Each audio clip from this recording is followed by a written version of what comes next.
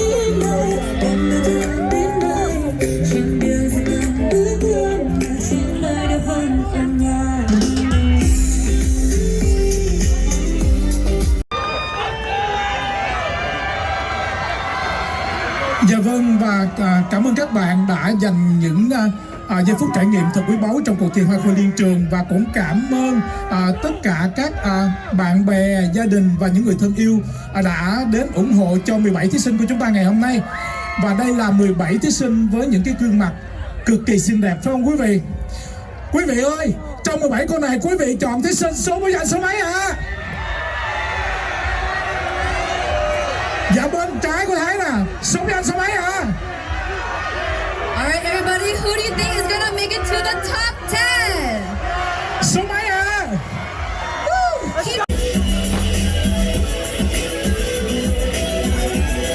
Xin kính chào quý vị.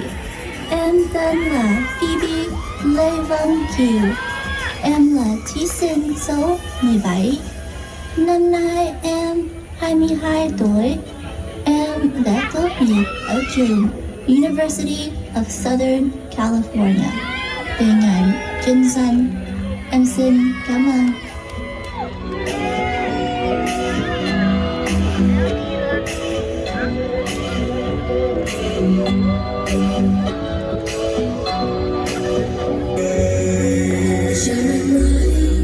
Trong gió xuân an lành, rộn ràng bao câu ca thắm tươi, ai cũng vui bên gia đình, chúng năm nay an khang ngồi nhà.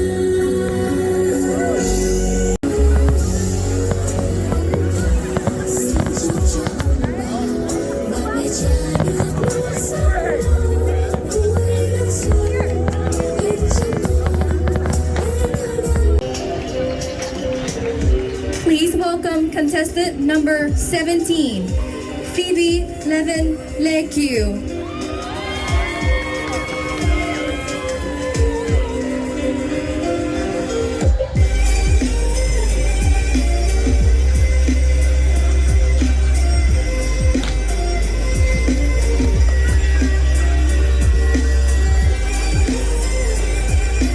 Em xin kính chào quý vị và ban giám khảo.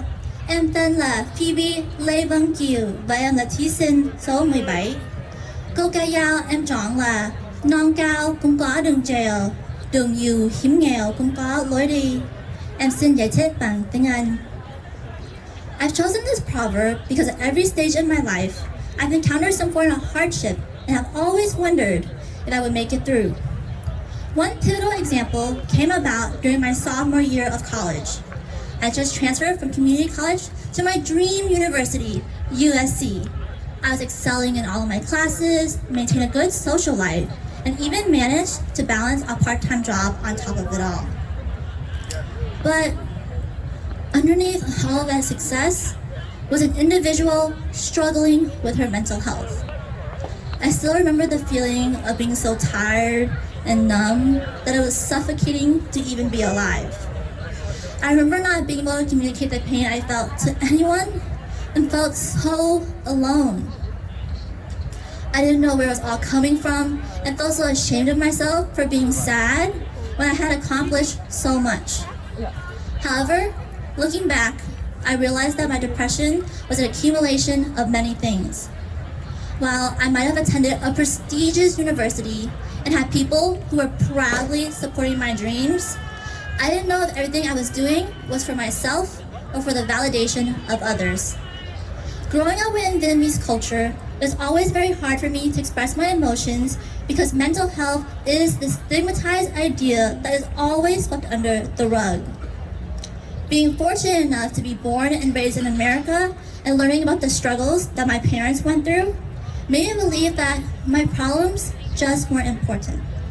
I thought that I should be grateful for all the opportunities they never got to enjoy. It took a lot of time, healing, and self-reflection.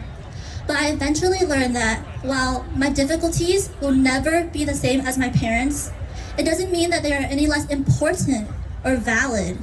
My feelings mattered, and there was never anything to be ashamed about.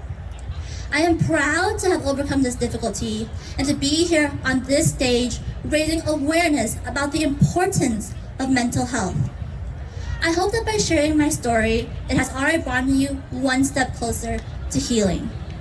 I want to remind the peers of my generation that it is okay to ask for help and that your struggles do matter. The first step to healing is finding the strength to be vulnerable and having an open dialogue with the people around you. Know that there are resources available to help you. To the older Vietnamese generation, I hope that my story has shown you how serious mental health is. It is no longer something we can ignore. I implore you to put our ideological differences aside and begin discussing mental health with your friends, families, and loved ones, as it is only with your support can we eradicate this problem within our community and help our future generations thrive. Non cao cũng có đường trèo, đường dù hiểm nghèo cũng có lối đi. Regardless of the difficulties that we will face in our lives, there is always a way out and we will emerge stronger and better for it. Em xin cảm ơn.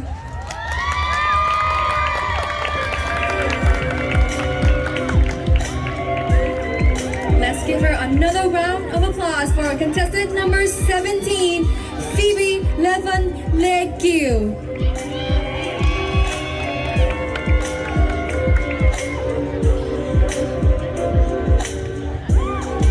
And last but definitely not least, contestant number 18.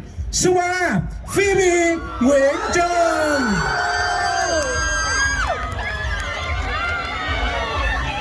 Nào mà em thích. Trong đó không có tiền đâu, toàn câu hỏi không. Dạ vâng.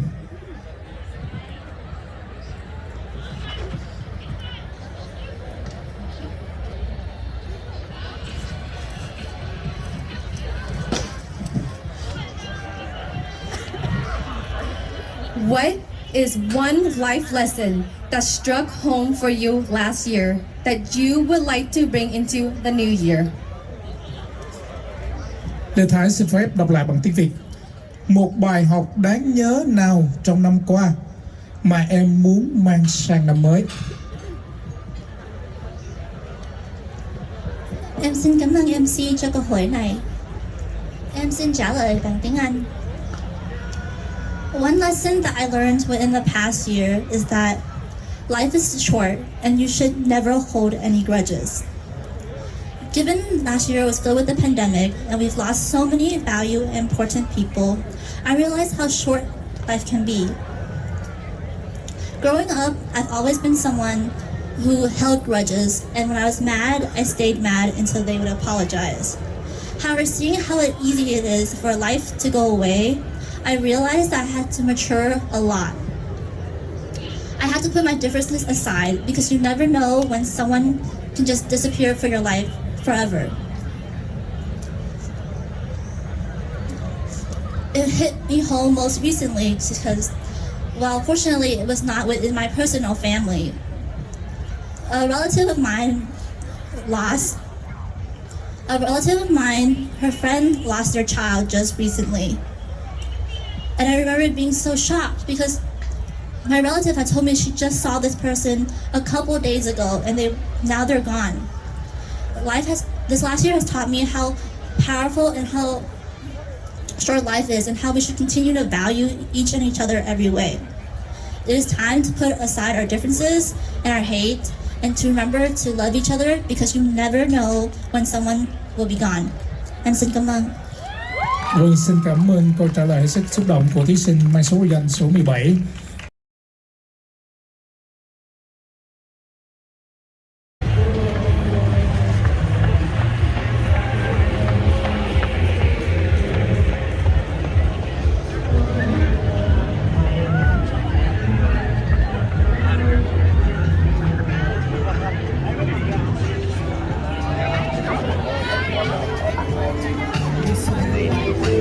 Ăn cái gì?